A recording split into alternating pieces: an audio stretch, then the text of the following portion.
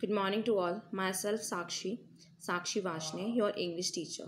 So students, today we are going to read the types of sentences. As you see that there are four types of sentences: assertive sentence, interrogative sentence, imperative sentence, and exclamatory sentence. But firstly, we have need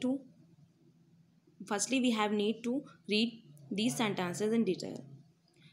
Assertive sentence. A sentence in which something is stated or declared is called an assertive sentence. In short, we can say that an assertive sentence states something in positive or negative. Assertive sentences always start from capital letters and end with full stop mark. As Lata sings a sweet song. The servant opens the door, my mother loves me, and your father reads a paper.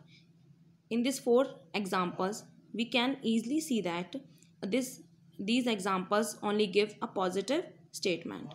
So there are two types of assertive sentence. First, positive sentence, and second, negative sentence.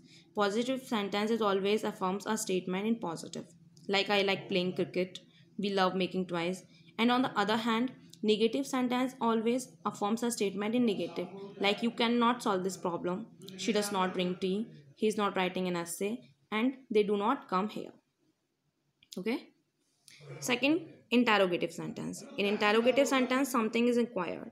In short, we can say that the sentence in which the question is asked are called interrogative sentence. There are also two types of sentences, like first, yes or no type questions, and second, question type statements. In first sentence, in this type, the question can be replied in yes or no. Like, do you take exercise daily? May I come in? And something else like, do you go to the school? And many more. And second type of sentence, in this types, the question needs some information for an answer, like who called you, where are you going, when did you come, why are you making a noise, and many. So we can say that interrogative sentences always start from helping verb and end with an interrogation mark.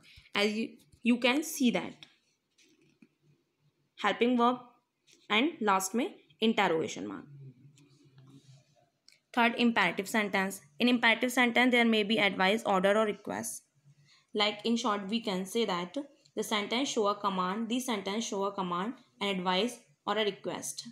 And this sentence always end with a full stop or something, an exclamation mark. Sometimes an exclamation mark, sorry. Like the teacher said to the students, sit down. So in this sentence, teacher ordered to the student. And in the next example, work hard as your examination are near. So in this sentence, we see that there is an advice, get out of my room and don't come again. In the third example, we can see that there is an order.